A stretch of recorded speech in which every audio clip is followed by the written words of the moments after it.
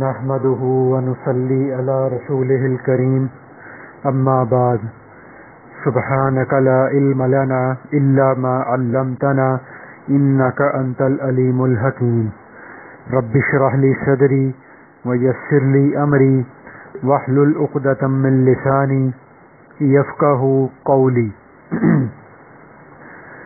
بھی ہمارا کل جو غصے کا عنوان چل رہا تھا تو اللہ تعالیٰ کے فضل سے آج بھی اسی کو انشاءاللہ جاری کریں گے کہ آج ہم دنیاوی اعتبار سے دیکھتے ہیں کہ جسمانی بیماریوں کے دنیا کے اندر دن منائے جاتے ہیں، اور ان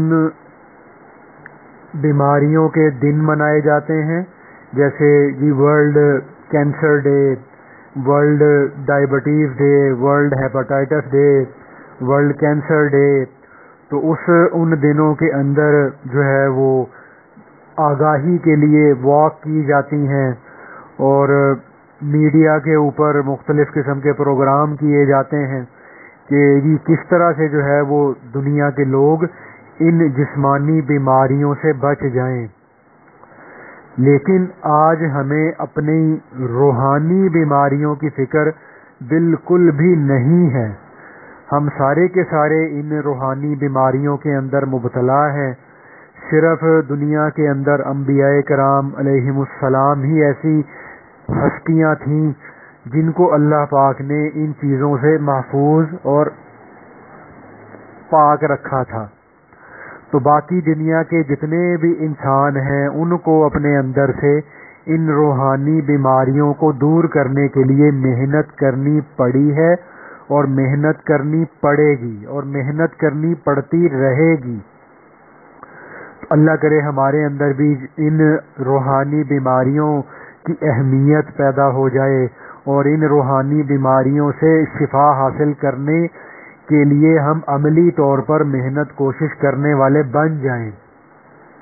تو ابھی کل جو بات کی تھی اس کے اندر ایک بات تھوڑی سی نامکمل رہ گئی تھی کہ وہ جو حضرت ابو مسعود رضی اللہ تعالیٰ عنہ اپنے غلام کی جو پٹائی کر رہے تھے، تو حضور اقدس صلی اللہ علیہ وآلہ وسلم کے ارشاد فرمانے سے ان کو تنبیہ ہوئی، اور انہوں نے حضرت ابو مسعود رضی اللہ تعالیٰ عنہ نے کہا کہ یا رسول اللہ صلی اللہ علیہ وآلہ وسلم، میں نے اپنے اس غلام کو اللہ کے لیے آزاد کر دیا اپنی اس خطا اور کوتاہی کی تلافی میں۔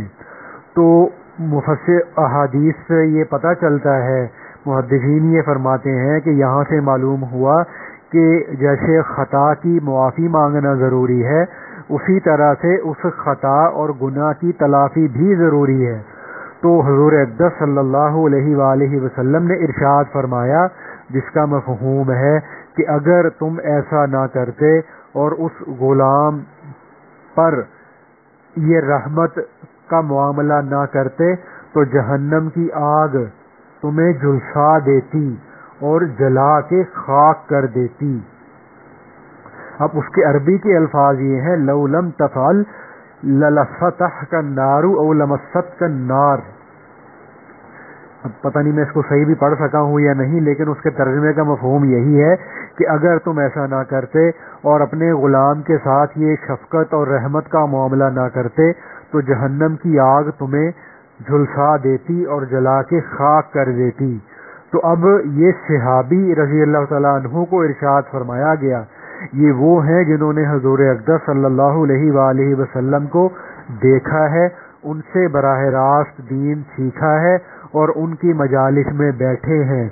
تو آج ہم میں سے کون ہے کہ جو یہ کہے کہ جی میں تو اتنی تہجد پڑھتا ہوں، اور میں تو اتنے قرآن پاک کے پارے روز کی تلاوت کرتا ہوں، اور میں اتنے اعمال کرتا ہوں، اتنا ذکر و فکر کرتا ہوں، تو میرے غصے پر اللہ کے ہاں کوئی پکڑ نہیں ہوگی۔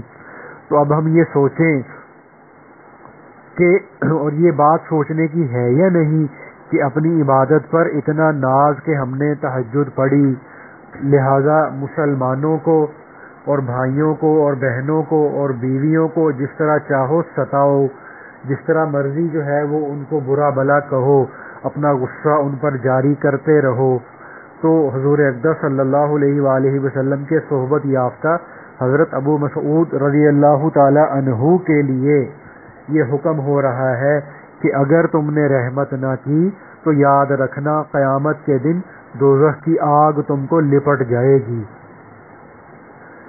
تو کیا اب ہم صحابہ سے بھی آگے بڑھ گئے ہیں؟ تو جو ایسے ہی ہم جو ہے وہ معاملہ کرتے ہیں کہ ہمیں کسی بھی قسم کی اصلاح کی ضرورت نہیں ہے، کسی بھی قسم کی روک ٹوک کی ضرورت نہیں ہے، تو اب ابو مسعود رضی اللہ تعالیٰ عنہ جیسے صحابی ہیں لیکن ان کو کسی مربی اور مصلح کی ضرورت پیش آئی، اور تو اور حضرت ابو بکر صدیق رضی اللہ تعالیٰ عنہ کو بھی ایک مربی اور ایک مصلح اپنی اصلاح کرنے والے کی ضرورت تھی، جو تمام انبیاء علیہم السلام کے بعد سب سے زیادہ افضل ہیں۔ تو واقعات میں آتا ہے کہ حضرت ابو بکر صدیق رضی اللہ تعالیٰ عنہ اپنے ایک عزیز یعنی رشتہ دار سے ناراض ہو گئے اور اس کو فرمایا کہ اللہ کی قسم اب میں ان پر کبھی احسان نہ کروں گا، اور جن سے وہ ناراض ہوئے تھے وہ بھی صحابی تھے، اور صحابی بھی وہ تھے جو غزوہ بدر میں شریک ہوئے تھے۔ تو جو صحابی جو صحابہ کرام غزوہ بدر میں شریک ہوئے تھے تو وہ اس جنگ کی برکت سے اللہ کے ہاں مقبول ہو گئے تھے، تو اللہ تعالیٰ نے ان کی سفارش فرمائی اور فرمایا الا تحبون ان یغفر اللہ لکم۔ تو مفسرین لکھتے ہیں کہ یہ والی جو آیت ہے الا تحبون ان یغفر اللہ لکم، یہ آیت حضرت ابو بکر صدیق رضی اللہ تعالی عنہ کی شان میں نازل ہوئی، کہ جس کا ترجمے کا خلاصہ یہ ہے، مفہوم یہ ہے کہ اے ابو بکر، کیا تم یہ پسند نہیں کرتے کہ میرا بدری صحابی جس نے جنگ بدر میں حصہ لیا ہے تم اس کی خطا معاف کر دو اور میں قیامت کے دن تمہیں معاف کر دوں۔ تو جب یہ آیت نازل ہوئی تو حضرت ابو بکر صدیق رضی اللہ تعالی عنہ نے اپنی قسم توڑی اور اس کا کفارہ ادا کیا، اور دوسری قسم اٹھائی کہ واللہ انی احب ان یغفر اللہ لی، کہ اللہ کی قسم میں محبوب رکھتا ہوں کہ اللہ تعالی مجھے معاف کر دے اور میں اپنے اس عزیز کی خطا کو معاف کرتا ہوں۔ اور پھر فرمایا کہ اب میں پہلے سے بھی زیادہ ان پر احسان کروں گا۔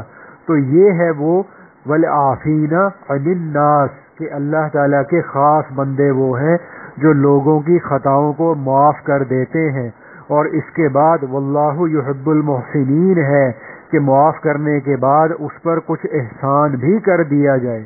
تو اللہ تعالیٰ احسان کرنے والوں کو محبوب رکھتے ہیں۔ تو اب اسی آیت کی تفسیر میں یہ جو عافین عن الناس اور واللہ یحب المحسنین، اس آیت کی تفسیر میں مفسرین نے حضرت علی رضی اللہ تعالیٰ عنہ کے پوتے علی بن حسین رحمت اللہ علیہ کا ایک واقعہ نقل کیا ہے کہ ان کی باندی ان کو وضو کرا رہی تھی کہ وضو کرانے والا جو پانی والا جو برتن تھا وہ اس باندی کے ہاتھ سے گر گیا۔ تو اب غالباً اس وقت میں جو وضو کرانے کے لیے جیسے آج ہم مختلف برتن یا چیزیں استعمال کرتے ہیں وہ کافی وزنی ہوگی، تو اس باندی کے ہاتھ سے جب وہ برتن گرا تو علی بن حسین رحمت اللہ علیہ کے سر پر لگا اور ان کا سر زخمی ہو گیا۔ تو انہوں نے ذرا تیز نظر سے، جیسے انسان تھوڑی سی غصے والی نظر سے دیکھتا ہے، تو انہوں نے ذرا تیز نظر سے اپنی اس باندی کو دیکھا، تو وہ باندی بھی آخر انہی کی تربیت یافتہ تھی، انہی کے ماحول اور صحبت میں رہنے والی تھی اور قرآن پاک کی حافظہ بھی تھی۔ تو جب انہوں نے تیز نظر سے اس باندی کو دیکھا تو اس باندی نے فوراً یہ آیت پڑھی والکاظمین الغیظ، کہ اللہ تعالیٰ کے خاص بندے وہ ہیں جو غصے کو پی لیتے ہیں۔ تو علی بن حسین رحمت اللہ علیہ نے فرمایا قد قضمت غیظی، میں نے اپنا غصہ پی لیا۔ تو اللہ تعالیٰ کا فرمان اور حکم سنتے ہی فوراً مان لیا، تو یہ نہیں سوچا کہ یہ تو میری باندی کے منہ سے نکل رہا ہے، میری ملازمہ کی زبان سے نکل رہا ہے۔ تو مومن کی یہ شان ہوتی ہے کہ کسی کے بھی منہ سے حق بات، سچی بات نکلے تو مومن اس کو فوراً مان لیا کرتا ہے۔ تو چھوٹوں کے منہ سے بڑوں کی بات جب نکلتی ہے تو بھئی چھوٹوں کو مت دیکھا کریں، ان کے منہ سے بڑوں کی جو بات نکل رہی ہے اس کی قدر کرے انسان۔ تو لہٰذا فرمایا کہ میں نے غصہ پی لیا۔ تو اس کے بعد باندی نے یہ آیت تلاوت کر دی، والعافین عن الناس، کہ اور جو لوگوں کو معاف کر دیتے ہیں۔ تو علی بن حسین رحمت اللہ علیہ نے فرمایا قد عفوت عنکی، میں نے تیری خطا معاف کر دی۔ تو اس کے بعد اس باندی نے یہ آیت پڑھ دی واللہ یحب المحسنین، کہ اللہ احسان کرنے والوں کو محبوب رکھتا ہے۔ تو علی بن حسین رحمت اللہ علیہ نے فرمایا جا، میں نے تجھے اللہ کے لیے آزاد بھی کر دیا۔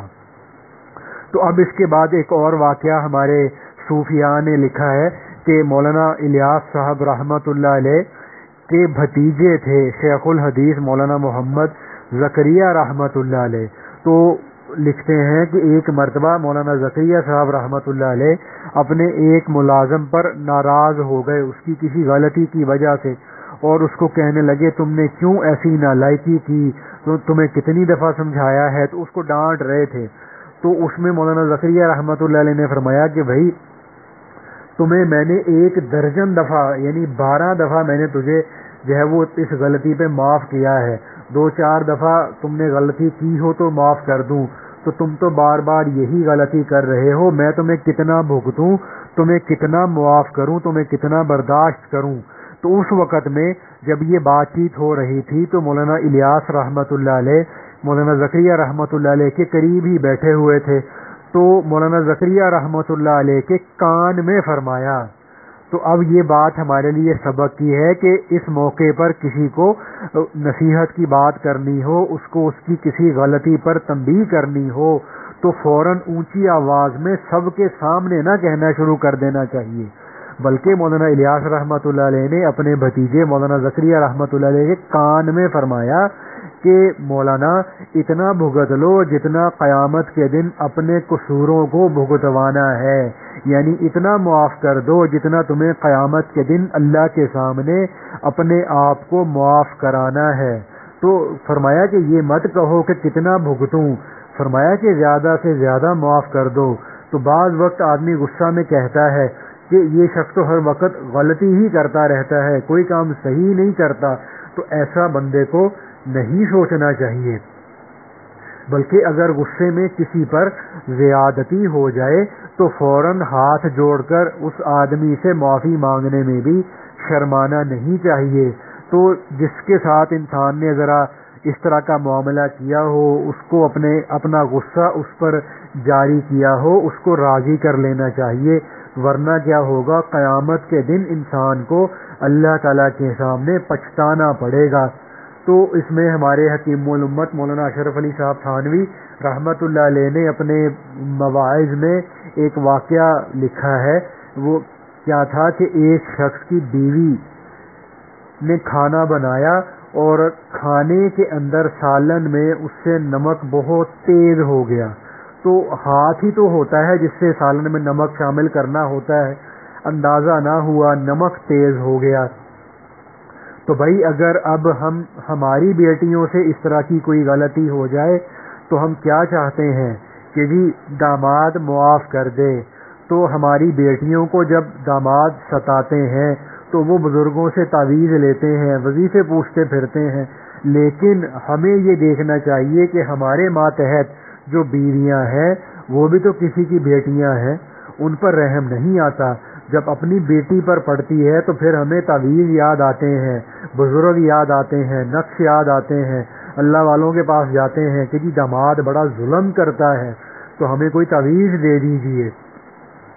تو کیا ہوا کہ وہ جو آدمی تھا اس نے جب وہ سالن کو چکھا تو نمک چونکہ بہت تیز تھا تو اب وہ خاموش ہو گیا، اور اس نے اپنی جو بیوی ہے اس کو نہ تو ڈانٹا، نہ ٹوکا، نہ برا بلا کہا، تو اس بات کو برداشت کر گیا۔ تو اپنے وقت پر اس کا انتقال ہو گیا۔ تو انتقال کے بعد وہ کسی شخص کو خواب میں آیا تو خواب میں اس سے پوچھا کہ بھئی تمہارے ساتھ کیسی بنی؟ تو اس آدمی نے کہا کہ اللہ تعالیٰ نے میری بخشش اور مغفرت فرما دی۔ تو خواب دیکھنے والے نے پوچھا کہ بھئی کس عمل کی برکت سے؟ تو ان صاحب نے یہ کہا کہ وہ جو دنیا میں ایک بار میری بیوی سے سالن کے اندر نمک تیز ہو گیا تھا تو میں نے اس بات کو برداشت کر لیا، کسی ناگواری کا اظہار نہ کیا اور اپنی بیوی کو ڈانٹا ڈپٹا بھی نہیں، اس کو روکا ٹوکا بھی نہیں، تو اللہ تعالیٰ نے مجھے اپنے سامنے کھڑا کر کے یہ فرمایا کہ تو نے دنیا میں میری بندی کا قصور معاف کیا، تو آج میں تمہاری ساری زندگی کے قصوروں اور گناہوں کو ہمیشہ کے لیے معاف کرتا ہوں۔ تو یہ اپنے غصے کو پی جانا اتنی بڑی چیز ہے، ایسی اعلی چیز ہے کہ حدیث پاک کے اندر آتا ہے جس کا مفہوم ہے کہ کامل ایمان والے وہ لوگ ہیں جن کے اخلاق اچھے ہیں۔ تو ہمارے دین کے اندر، اسلام کے اندر انسانوں کے بھی حقوق بتائے گئے، جانوروں کے بھی حقوق بتائے گئے۔ تو ابھی حضور اقدس صلی اللہ علیہ وآلہ وسلم نے ایک مرتبہ ارشاد فرمایا جس کا مفہوم ہے کہ جانوروں کی پیٹھ کو منبر مت بناؤ، یعنی گفتگو کرنی ہو تو جانور کی پیٹھ سے اتر کر بات کرو۔ تو اس وقت میں لوگوں کے پاس چونکہ سواری کے لیے یہ جانور ہوا کرتے تھے، تو راستے میں چلتے ہوئے اگر کسی سے ملاقات ہوتی، اس سے کوئی بات کرنی پڑتی، تو لوگ اپنے اسی جانور، اونٹ، گھوڑے، گدھے پر بیٹھے بیٹھے ہی بات کرنا شروع کر دیتے تھے۔ تو حضور اقدس صلی اللہ علیہ وآلہ وسلم نے یہ ارشاد فرمایا جس کا مفہوم ہے کہ جانوروں کی پیٹھ کو منبر مت بناؤ، یعنی کسی سے کوئی بات کرنی ہو تو جانور کی پیٹھ سے اتر کر بات کرو، یہ نہ ہو کہ جانور کی پیٹھ پر بیٹھے باتیں کر رہے ہیں۔ گھوڑے وغیرہ، جانور وغیرہ سفر کرنے کے لیے ہیں، تو اسلام تو جانوروں تک پر رحمت کا معاملہ فرماتا ہے۔ اب جانوروں کے ستانے کی بھی ممانعت ہے، تو بھائی ہم یہ دیکھیں کہ ہم لوگ جو اپنی ماؤں کو ستاتے ہیں، جس ماں کے قدموں تلے اللہ تعالیٰ نے جنت رکھی ہے، اور جس ماں کا حق اللہ پاک نے باپ سے 3 گنا زیادہ رکھا ہے، تو ہم جو اپنی بیوی کو ستاتے ہیں، اپنی والدہ کو ستاتے ہیں، تو ہم کتنا اللہ تعالیٰ کی ناراضگی کو اپنے ذمے لے رہے ہیں۔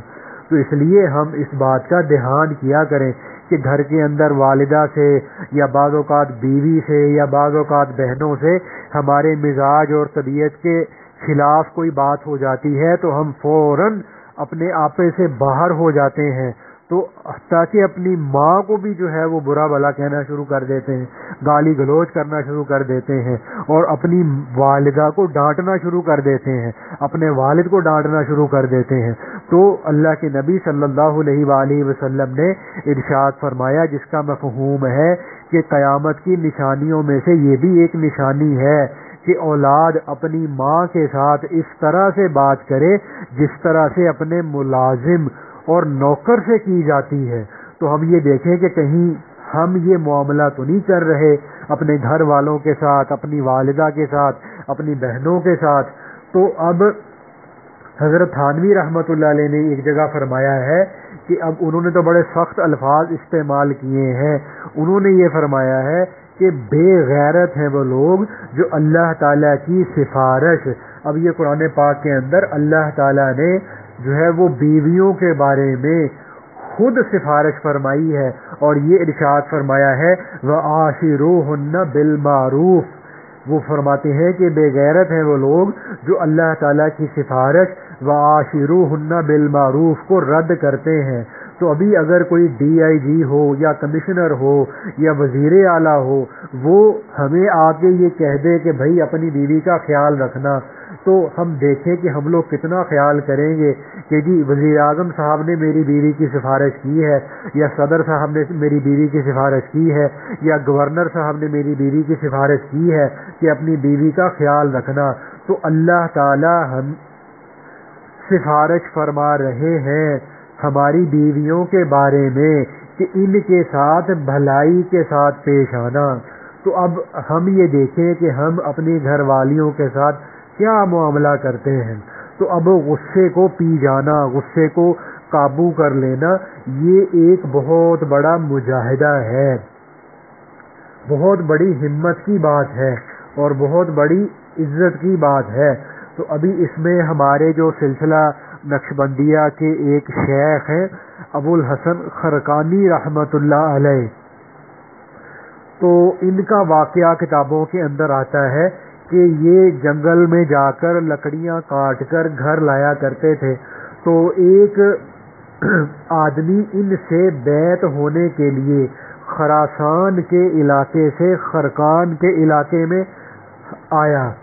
تو اب جب وہ سیدھا ان کے گھر چلا گیا، تو گھر جا کے اس نے جب دروازے کو نوک کیا تو اندر سے وہ جو ابو الحسن خرقانی رحمۃ اللہ علیہ کی بیوی تھی وہ بہت تیز مزاج کی تھی. تو بہت ہی جسے کہتے ہیں نا تیز زبان کی، تیز مزاج کی تھی. تو اب اس نے دروازہ کھٹکھٹایا، انہوں نے پوچھا کہ ہاں بھائی کون ہو؟ تو انہوں نے کہا کہ جی ابو الحسن خرقانی رحمت صاحب سے میں بیعت ہونے کے لیے خراسان کے علاقے سے آیا ہوں. تو ان کی بیوی چونکہ بڑی تیز مزاج تھی تو اس نے کہا لا حول ولا قوت الا باللہ، کہ تم نے کس شیطان کی بات میرے سے کر دی، تو مجھ سے زیادہ اس پیر کا حال دنیا کیا جان سکتی ہو ہے. میں دن رات اس کے ساتھ رہتی ہوں، بالکل مکار آدمی ہے، دھوکے باز آدمی ہے. تم کہاں اس کے چکر میں آ گئے ہو؟ تمہارے دماغ میں عقل بھی ہے یا نہیں؟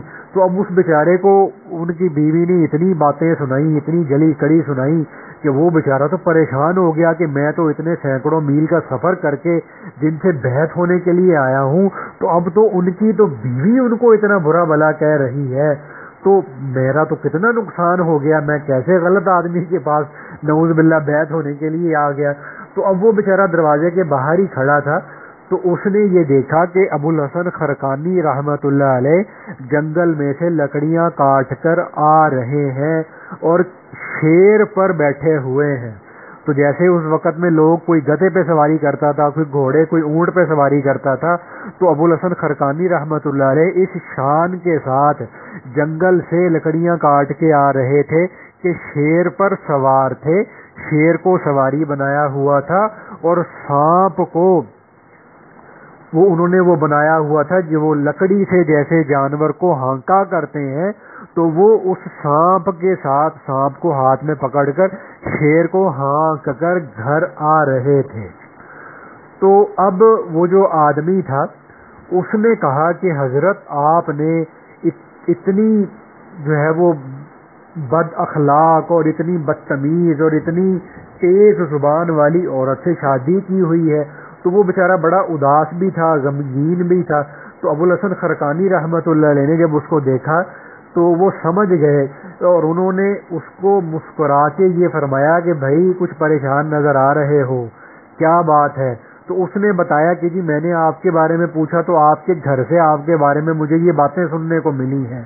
تو ابو الحسن خرقانی رحمت اللہ علیہ نے فرمایا کہ بھائی یہ جو اللہ تعالیٰ نے میرے لیے شیر کو مسخر کیا ہوا ہے کہ میں شیر کی سواری کرتا ہوں اور زندہ سانپ کا کوڑا مجھے شیر کو ہکانے کے لیے ملا ہے، تو یہ ساری کی ساری کرامت اور یہ عزت اور فضیلت مجھے اپنی بیوی کی تکلیفوں پر صبر کرنے کے انعام کے طور پر ملی ہے. تو اس کو مولانا جلال الدین رومی رحمت اللہ علیہ نے فارسی کے شعر میں اس طرح فرمایا جس کا ترجمہ ہے کہ اگر میرا صبر اس عورت کی تکلیفوں کے بوجھ کو نہ اٹھاتا تو بھلا یہ شیر نر کب میری بیگاری کرتا اور میرا غلام بنتا. تو اللہ تعالیٰ کی عادت یہی ہے کہ جس کو کوئی نعمت دیتے ہیں مجاہدہ کرا کے دیتے ہیں. تو اب اسی میں آگے ہمارے سلسلہ کے بزرگ تھے حضرت مرزا مظہر جانے جانا رحمت اللہ علیہ. تو یہ بہت ہی نازک مزاج کے تھے، بہت ہی ان کی طبیعت کے اندر نزاکت تھی، حتیٰ کہ ایک دفعہ رات کو سوئے، صبح اٹھے تو کہنے لگے ساری رات میرے سر میں درد ہوتا رہا. تو کسی نے پوچھا کہ حضرت کیا وجہ بنی، کیوں درد ہوتا رہا؟ تو کہنے لگے کہ میں نے جو رات اپنے اوپر رضائی لی ہوئی تھی اس رضائی کی جو سلائیاں ہوتی ہیں، اب تو پوری رضائی سلائیوں سے بھری ہوتی ہے، تو کہنے لگے، فرمانے لگے کہ میری رضائی کی جو سلائیاں تھیں ان میں سے ایک سلائی تھوڑی سی ٹیڑھی تھی. تو جب کسی نے رضائی کو سیا تو باقی ساری سلائیاں تو سیدھی تھیں، لیکن ایک جگہ پر وہ تھوڑی سی ٹیڑھی تھی، تو اس بات کی وجہ سے ساری رات نیند نہ آئی، تو اتنی ان کی طبیعت میں نزاکت تھی۔ تو اس وقت کا جو مسلمانوں کا بادشاہ تھا، غالباً اورنگزیب عالمگیر رحمۃ اللہ علیہ اس وقت بادشاہ تھے، اور یہ ان کے غالباً خالہ زاد بھائی بھی تھے۔ تو وہ ایک بار ان کی خانقاہ میں حضرت مرزا مظہر جانے جانا رحمۃ اللہ علیہ کو ملنے آئے، اور بیٹھے ہوئے باتیں کر رہے تھے، اور کہنے لگے، وہ جو بادشاہ تھا کہنے لگا کہ جی پانی پینا چاہتا ہوں۔ تو اس کا یہ خیال تھا کہ اپنے کسی خادم کو کہیں گے کہ جی بادشاہ سلامت کو پانی پلا دو۔ تو حضرت مرزا مظہر جانے جانا رحمۃ اللہ علیہ، چونکہ ان کے دل میں تو صرف اللہ کی عظمت تھی، اللہ کی بڑائی تھی، تو انہوں نے بادشاہ کو کہا کہ بھائی جاؤ اٹھ کے پی لو، تمہیں پانی کا مٹکا نظر نہیں آ رہا؟ تو اب وہ بیچارہ بادشاہ نازک مزاج بادشاہوں کی زندگی گزار رہا، اور والد بھی بادشاہ، خود بھی بادشاہ، محل کے اندر زندگی گزاری۔ تو اب وہ جو پانی پینے گیا، تو پانی پینے کے بعد اس نے وہ جو مٹکے کے اوپر جو پیالہ رکھا وہ تھوڑا سا ٹیڑھا رکھ دیا۔ تو اب جب وہ آ کے بیٹھا تو مرزا مظہر جانے جانا رحمۃ اللہ علیہ نے اس کو کہا کہ بھائی تم بڑے بادشاہ بنے پھرتے ہو، تمہیں پانی پینے کے بعد پانی کے مٹکے پر پیالہ تو رکھنا آتا نہیں، یہ دیکھو تم نے مٹکے کے اوپر پیالہ ٹیڑھا رکھ دیا ہے، تو تمہارے پیالہ ٹیڑھا رکھنے سے میرے سر میں درد ہونا شروع ہو گیا ہے۔ تو یہ ایسے نازک مزاج آدمی تھے۔ تو حضرت مرزا مظہر جانے جانا رحمۃ اللہ علیہ کو اللہ پاک کی طرف سے الہام ہوا کہ ادھر دہلی میں ایک نہایت بد مزاج، غصے والی اور بد اخلاق عورت ہے، تو اگر تم اس سے نکاح کر لو گے تو سارے عالم میں ہم تمہاری روحانیت کا ڈنکا پٹوا دیں گے۔ تو اب اہل اللہ کو الہام بھی ہو جاتا ہے۔ تو انہوں نے کیا کیا، تو انہوں نے اس عورت کے ساتھ نکاح کر لیا۔ تو اب اس کے بعد کیا ہوا کہ ایک کابل کے علاقے سے ایک پٹھان، افغانستان میں کابل کے علاقے سے ایک پٹھان بیعت ہونے کے لیے آیا ہوا تھا۔ تو بیعت ہوا، خانقاہ میں وہ اپنا وقت گزار رہا تھا۔ تو ایک دن مرزا مظہر جانے جانا رحمۃ اللہ علیہ نے اسے فرمایا کہ جاؤ بھائی گھر سے کھانا لے آؤ۔ تو اب وہ گھر گیا، آواز دے کر کہا کہ جی حضرت نے بھیجا ہے، کھانا منگوانا ہے۔ تو اب پھر کیا تھا، تو اب چونکہ ان کی بیوی بھی اسی طرح سے ذرا تیز زبان کی تھی، اس نے حضرت مرزا مظہر جانے جانا رحمۃ اللہ علیہ کو وہ برا بلا کہنا شروع کر دیا، بلکہ چوتھا پانچواں گیئر اس نے لگا دیا کہ بڑا جو ہے وہ شیخ طریقت بنا پھرتا ہے، اور بڑی اپنی مجالس کے اندر ملفوظات بیان کرتا پھرتا ہے، اس کو اتنا پتہ ہی نہیں ہے، اس کو اتنی عقل ہی نہیں ہے کہ میں نے کب سے کھانا بنایا ہوا ہے، اور میں کھانا بھیجنے کے انتظار میں کب سے بیٹھی سوکھ گئی ہوں، تو یہ ہے وہ ہے، تو اس کو بندوں کے حقوق کا خیال نہیں ہے، ایسا ہے ویسا ہے۔ تو اب وہ جو کابلی تھا، وہ جو چونکہ پٹھان بھی تھا، کابل کے علاقے کا تھا، تو اب اس کو بڑا غصہ آیا کہ یہ میرے جو ہے وہ پیر صاحب کے بارے میں اس طرح سے باتیں کر رہی ہے۔ تو اس نے تو باقاعدہ چھرا نکال لیا، اس کے پاس تھا، اور چھرا نکال کے اس نے باہر سے ہی کہا کہ اپنی زبان میں یہ کہنے لگا کہ بھائی تم ہمارے شیخ کا بی بی ہو، تم ہمارے شیخ کا بی بی ہو، اس لیے تجھے چھوڑتا ہوں، ورنہ ابھی تیرا کام تمام کر کے یہاں سے جاتا۔ اور واپس اپنے شیخ کے پاس گیا اور ان سے کہا کہ حضرت آپ نے ایسی بد زبان عورت سے شادی کیوں کی؟ تو حضرت مرزا مظہر جانے جانا رحمۃ اللہ علیہ نے فرمایا کہ بے وقوف، یہ سارے عالم کے اندر جو مرزا مظہر جانے جانا کا جو ڈنکا پٹ رہا ہے نا، یہ اسی عورت کے ساتھ شادی کر کے اس عورت کی بد اخلاقی، بدتمیزی اور اس کی بد زبانی پر صبر کرنے کی وجہ سے مجھے یہ مقام اور مرتبہ ملا ہے۔ تو حضرت مرزا مظہر جانے جانا رحمۃ اللہ علیہ کے دور میں حضرت شاہ ولی اللہ رحمۃ اللہ علیہ بھی ہوتے تھے، تو یہ ان کے ہم اثر تھے۔ تو شاہ ولی اللہ رحمۃ اللہ علیہ اپنے وقت کے امام تھے اور صوفیاء کے بھی امام تھے، تو یہ ہمارے سلسلہ نقش بندیہ سے ہی تعلق تھا ان کا بھی۔ تو حضرت شاہ ولی اللہ صاحب رحمۃ اللہ علیہ یہ فرماتے تھے کہ ساری دنیا کو اللہ تعالیٰ نے میرے سامنے ایسے کھول کے روشن کر دیا ہے کہ جیسے تم لوگوں کی ہتھیلی پر چاول کے چند دانے رکھے ہوئے ہوں۔ تو فرماتے تھے کہ اللہ پاک نے مجھے ایسا واضح اور روشن کشف عطا فرمایا ہے، اور میں اپنے اس روشن کشف کی بدولت سارے عالم کے اولیاء کو دیکھ کر یہ تمہیں کہتا ہوں، یہ فیصلہ کرتا ہوں کہ اس وقت میں مرزا مظہر جانے جانا جیسا اللہ کا مقرب اور اللہ کا دوست دنیا میں اور کوئی نہیں ہے۔ تو اب یہ ان کو یہ مقام، یہ مرتبہ کیسے ملا؟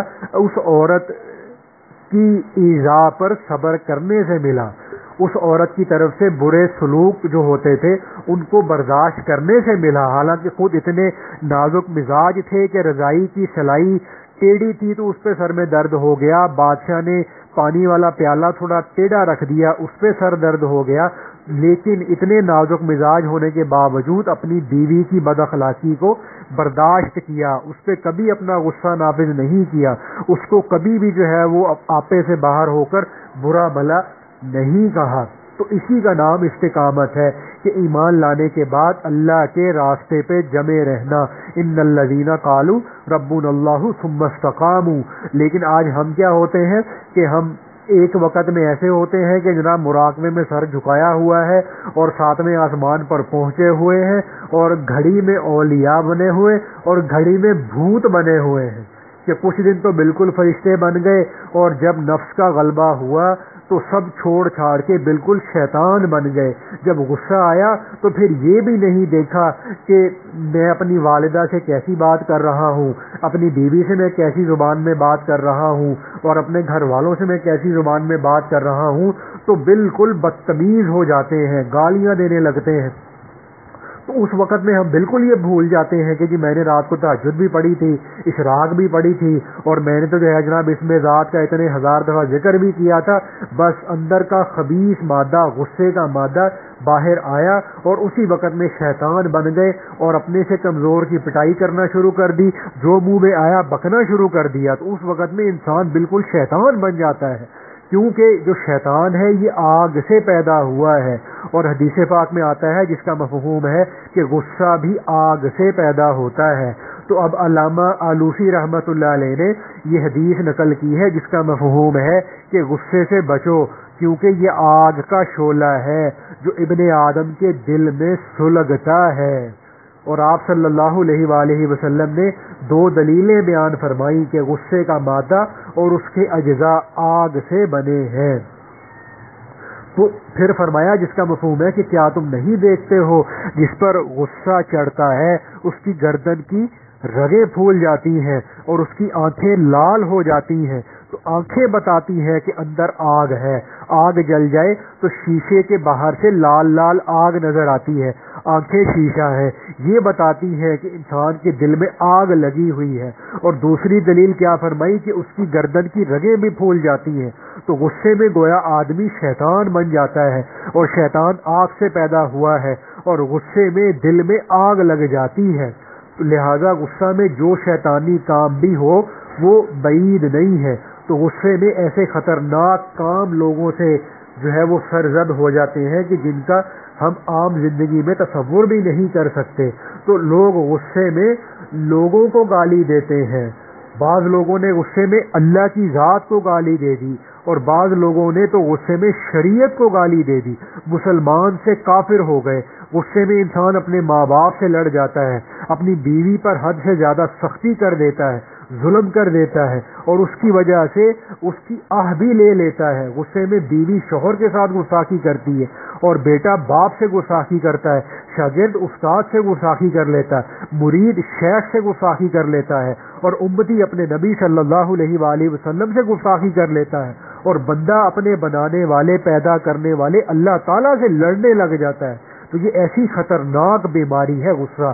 تو اس خطرناک بیماری کی وجہ سے انسان اپنے بڑوں کی شفقتوں اور محبتوں اور توجہات سے محروم ہو جاتا ہے۔ اگر شاگرد استاد سے لڑ پڑے تو کیا استاد اس پہ شفقت کرے گا؟ تو جو بھی اپنے بڑوں کا ادب کرے گا اپنے بڑوں کی عنایات سے، دعاؤں سے، شفقتوں سے مالا مال ہو جائے گا۔ تو اس لیے بھائی اللہ پاک ہمیں سب کو اس کی توفیق دے کہ ہم اپنے بڑوں کے معاملے میں ایک دم پانی ہو جائیں، ایک دم پگھل جائیں، ایک دم نرم ہو جائیں۔ وہ جیسے چاہیں ہم پہ ناز دکھاتے رہیں، ہم پہ غصہ کرتے رہیں، ہم کو ڈانٹتے رہیں، ہم کو روکتے ٹوکتے رہیں، ہم اس کو برداشت کریں۔ تو اب یہ غصہ ایسی بیماری ہے کہ جس کی وجہ سے دنیا کے اندر کتنے گھر برباد ہو گئے، کتنے رشتے اجڑ گئے. اب اگر کسی کو اب انسان جیل میں جائے تو جیل میں جا کے وہاں پر جو قیدی ہے اس سے پوچھے کہ بھائی تمہیں جو ہے وہ قتل کیا, تم نے قتل کیوں کیا, تو وہ کیا کہے گا کہ جی بس کچھ نہ پوچھو, غصہ آ گیا. ٹھیک ہے, تو غصے میں انسان قتل کر بیٹھتا ہے. تو کسی سے لڑائی ہوئی کسی کی, تو ہم نے بعد میں اس سے پوچھا کہ بھائی تم نے اتنا اس کے ساتھ تم نے لڑائی کی, تم نے اس کو اتنا مارا, تم نے اس کا سر بھی پھاڑ دیا اور تم نے اس کے بازو کی ہڈی بھی توڑ دی, بھائی کیا ہوا تھا؟ تو وہ کہے گا یار بس کچھ نہ پوچھو, بس غصہ آ گیا تھا.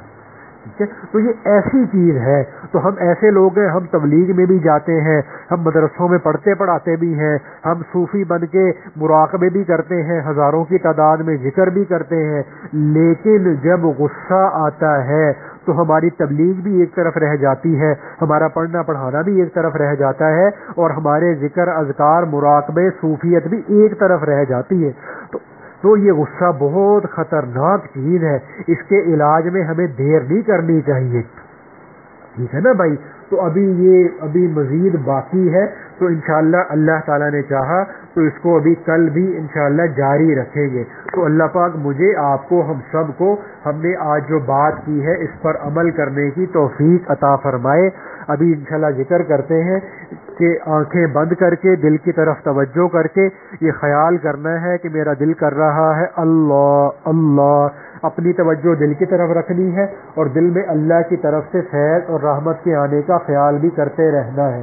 خیال کرنا ہے کہ اللہ کی رحمت میرے دل میں آ رہی ہے, دل کی ظلمت سیاہی دور ہو رہی ہے, اور میرا دل شکریہ کے طور پہ کر رہا ہے اللہ اللہ اللہ.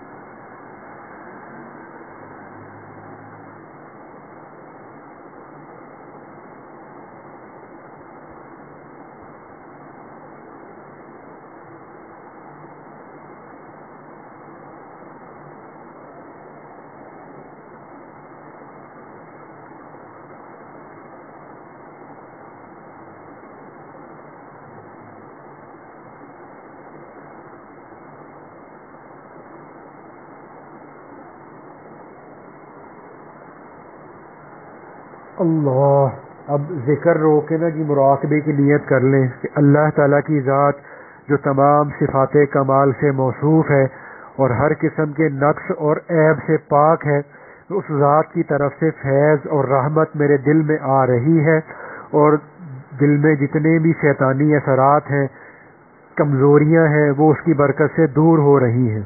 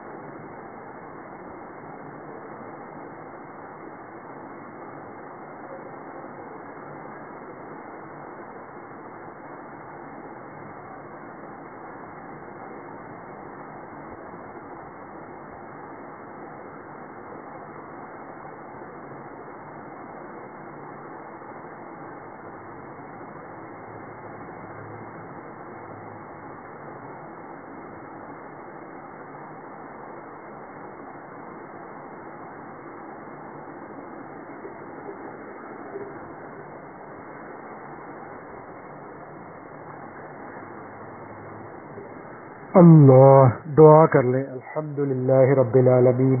اللہم صلی علی سیدنا محمد وعلی آل سیدنا محمد وبارک وسلم. یا اللہ یا اللہ یا اللہ یا ارحم الراحمین یا اکرم الاکرمین یا ذا الجلال والاکرام یا ذا الجلال والاکرام یا ذا الجلال والاکرام. لا الہ الا انت سبحانک انی کنت من الظالمین. لا الہ الا انت سبحانک انی کنت من الظالمین. لا الہ الا انت سبحانک انی کنت من الظالمین. ربنا ظلمنا انفسنا ربنا ظلمنا انفسنا ربنا ظلمنا انفسنا وان لم تغفر لنا وترحمنا لنكونن من الخاسرین. ربنا لا تزغ قلوبنا بعد إذ هديتنا وهب لنا من لدنك رحمة إنك أنت الوهاب. ربنا أتمم لنا نورنا ربنا أتمم لنا نورنا ربنا أتمم لنا نورنا واغفر لنا إنك على كل شيء قدير. اللهم أحسن عاقبتنا في الأمور كلها وأجرنا من خزي الدنيا وعذاب الآخرة. اے اللہ پاک ہم سب کی حاضری کو قبول فرما لیجیے. اے اللہ پاک ہم سب کو اپنی محبت اپنی معرفت عطا فرما دیجیے. اے اللہ پاک ہم سب کو جتنی بھی یہ روحانی بیماریاں ہیں اے اللہ پاک ان سے شفا عطا فرما دیجیے. اے اللہ پاک یہ غصے کی بیماری سے اے اللہ پاک ہم سب کو شفا عطا فرما دیجیے. اے اللہ پاک آج تک ہم اس بیماری میں مبتلا رہے. اے اللہ پاک ہماری اس وجہ سے ہم سے جو کمی ہوئی کوتاہی ہوئی اے اللہ وہ کمی کوتاہی کو معاف فرما دیجیے. اے اللہ پاک آئندہ کے لیے ہمیں اس غصے سے بچنے کی توفیق عطا فرما دیجیے. اے اللہ پاک ہمارے باطن کی بھی اصلاح فرما دیجیے ہمارے ظاہر کی بھی اصلاح فرما دیجیے. اے اللہ پاک اپنے نبی صلی اللہ علیہ وآلہ وسلم کی سچی محبت اور اتباع کامل عطا فرما دیجیے. اے اللہ پاک نفس اور شیطان کے تسلط سے حملوں سے شرور سے فتنوں سے ہماری پوری امت کی اے اللہ پاک پوری حفاظت فرما دیجیے. اے اللہ پاک رمضان کے روزوں کی اے اللہ پاک ہمیں قدردانی کی توفیق عطا فرما دیجیے. اے اللہ پاک رمضان کے ایک ایک لمحے کی بھرپور قدر کرنے کی توفیق عطا فرما دیجیے. اے اللہ پاک ہم سے رمضان کے مہینے میں بھی اے اللہ پاک جو کمی ہو رہی جو کوتاہی ہو رہی اے اللہ پاک ہماری وہ کمی کوتاہی کو معاف فرما دیجیے. اللہ پاک ہمیں اس کمی کوتاہی کو پورا کرنے کی توفیق عطا فرما دیجیے. اے اللہ پاک تقویٰ کی دولت سے مالا مال فرما دیجیے. اے اللہ پاک اپنی ذات عالی کا خوف عطا فرما دیجیے. اے اللہ پاک اپنی ذات عالی کی محبت سے بھرا دل عطا فرما دیجیے. اے اللہ پاک اپنی ذات عالی کی محبت میں بہت رونے دھونے والی آنکھیں عطا فرما دیجیے. اللہ پاک جتنے مسلمان بیمار ہیں سب کو شفائے کاملہ عاجلہ مستمرہ عطا فرما دیجیے. اے اللہ پاک جن مسلمانوں کی بھی جو بھی جائز حاجات ہیں اللہ پاک سب کی جائز حاجات کو پورا فرما دیجیے. اے اللہ پاک پوری امت کو اپنی ذات عالی کی طرف رجوع کی توفیق عطا فرما دیجیے. اے اللہ پاک پوری امت کو اپنی ذات عالی کی طرف رجوع کی توفیق عطا فرما دیجیے. اللہ پاک رجوع کی توفیق عطا فرما دیجیے. اللہم طہر قلوبنا من النفاق واعمالنا من الرياء والسنتنا من الكذب واعیننا من الخیانہ فإنك تعلم خائنة الأعين وما تخفي الصدور. صلی اللہ تعالی علی خیر خلقہ محمد وعلی آلہ وأصحابہ اجمعین برحمتک یا ارحم الراحمین.